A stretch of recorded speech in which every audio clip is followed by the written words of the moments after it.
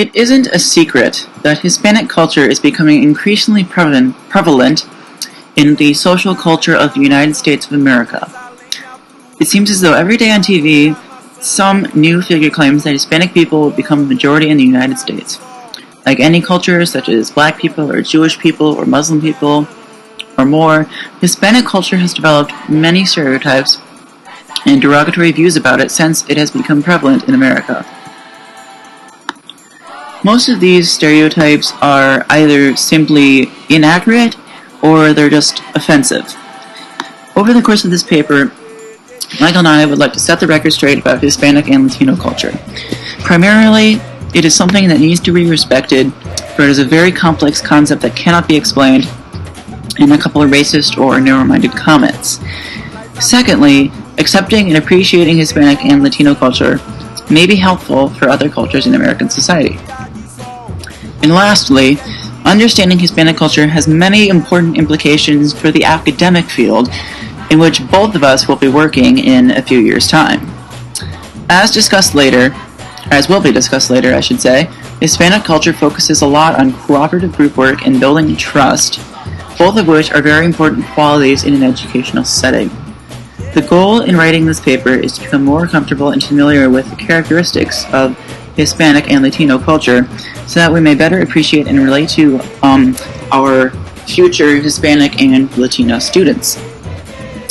Firstly, Hispanic culture is a very complicated concept, and it takes a lot of effort to explain it fully and adequately. The culture of Hispanic and Latino people is certainly growing in importance in America today.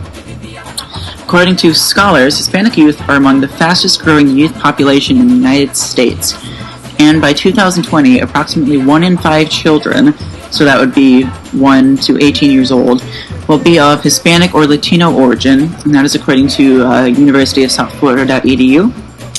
Latino children tend to hold in their anger and bottle it up, and they also tend to limit their verbal expressions toward figures of authority. Furthermore, Hispanic or Latino children tend to limit eye contact when talking to such authority figures. Also, Hispanic culture tends to favor a collective or group identity, so Hispanic or Latino children will often hang out with each other, usually because they feel safer than when they are alone or with other people that are not of their culture, and that is also from University of South Florida.edu. Certainly, Hispanic families place a lot of value on the group identity and the family cluster.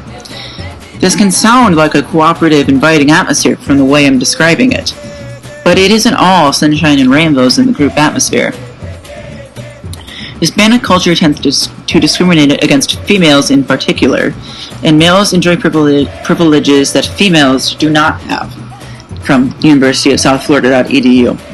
Furthermore, the father figure is almost revered as the head figure of authority in the household, and children are taught to learn this from a very young age.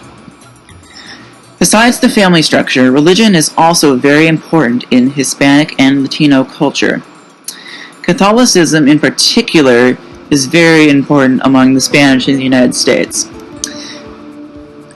Catholicism was actually brought by the Spanish to the United States, and throughout the course of history, Catholicism has become the primary religion which most Hispanic or Latino people in the United States follow.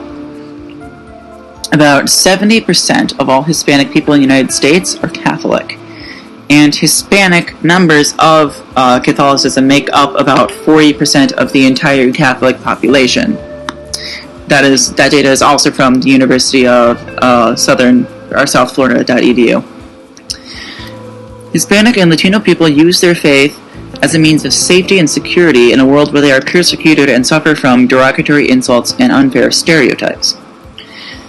Besides religion, though, Hispanic and or Latino people are also in a very distinct socioeconomic class and status as a whole. According to NSF.edu, about 2 out of every 10 Latino families in the United States of America lives below the current poverty threshold. Despite the prevalence of poverty among the Hispanic population, we are urged not to associate their poverty with a lack of drive or achievement. Poverty should not be a determining factor in whether or not students of Hispanic or Latino origin are placed in low achievement or special education groups. This will be discussed in more detail later.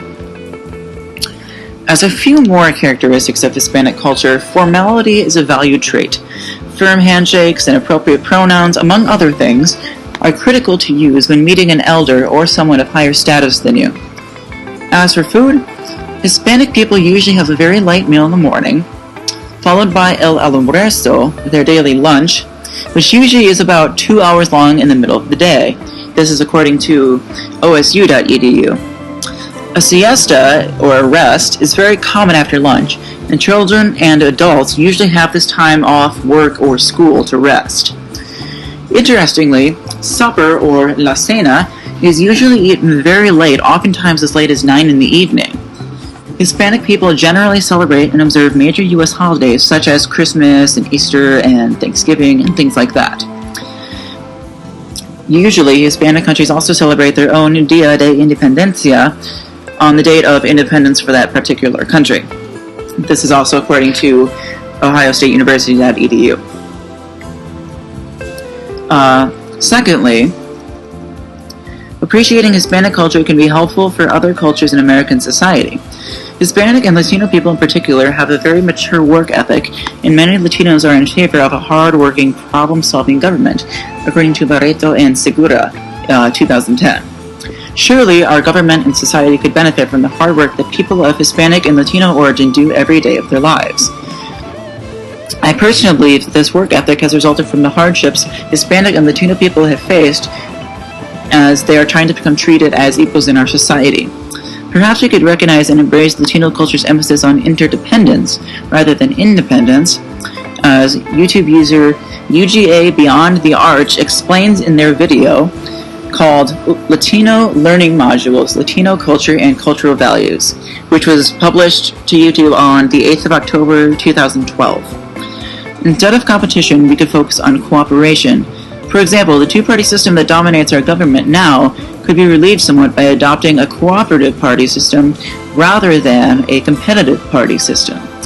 Certainly, the money saved on smear campaigns and TV ads, normally used to attack another opponent's party, could instead be used for more productive things. Another thing Hispanic people do is put the needs of their family first. If everyone, even the teenagers, contributed to a family's economic well-being, many families in the United States would be better off. This is also according to Latino Learning Modules, posted in 2012.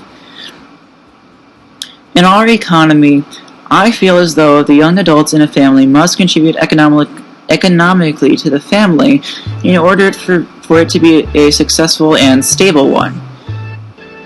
Members of Hispanic or Latino culture, lastly, tend to resolve arguments in more peaceful or group-oriented ways, according to the YouTube video.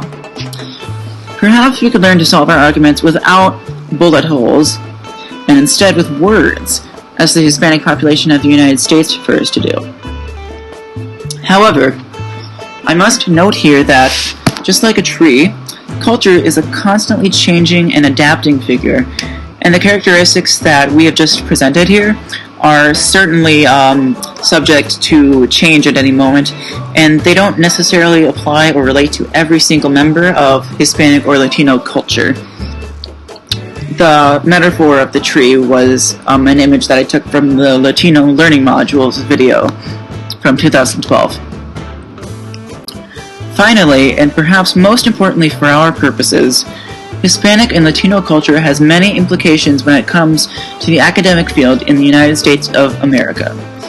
In particular, it is important for teachers of Hispanic or Latino students to work on gaining their students' trust, as that is a critical factor for developing relationships in Latino society.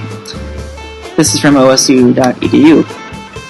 Additionally, physical distance between Hispanics when talking in conversation is much shorter than in other cultures.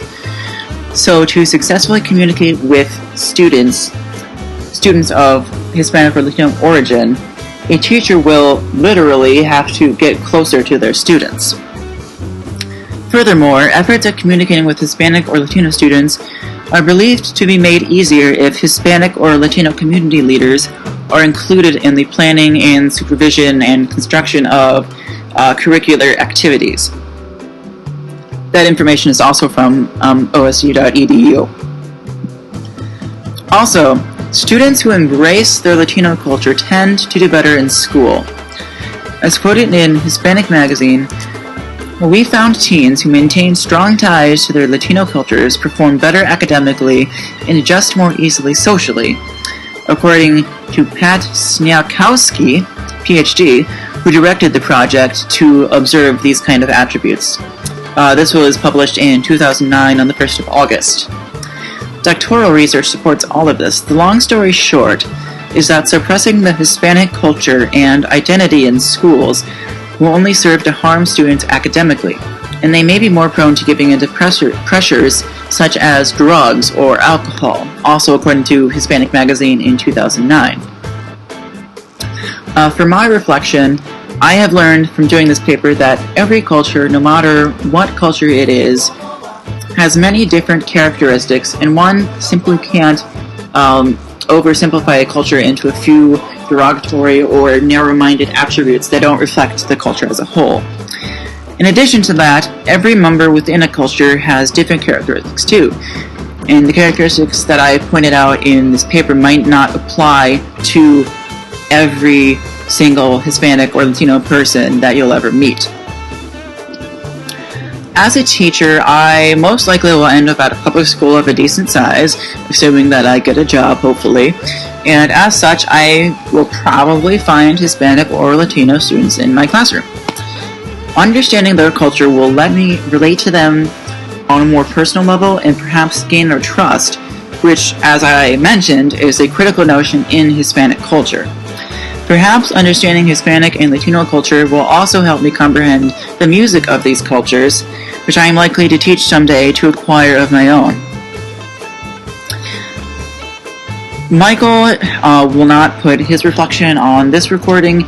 He will turn that into Dr. Faga separately. Lastly, I would invite you to watch the whole YouTube video that I cited in this presentation. I've linked to it on the PowerPoint, and I hope you enjoy it. Thank you very much for listening to this presentation. You can find the references listed at the back of the PowerPoint. Thank you.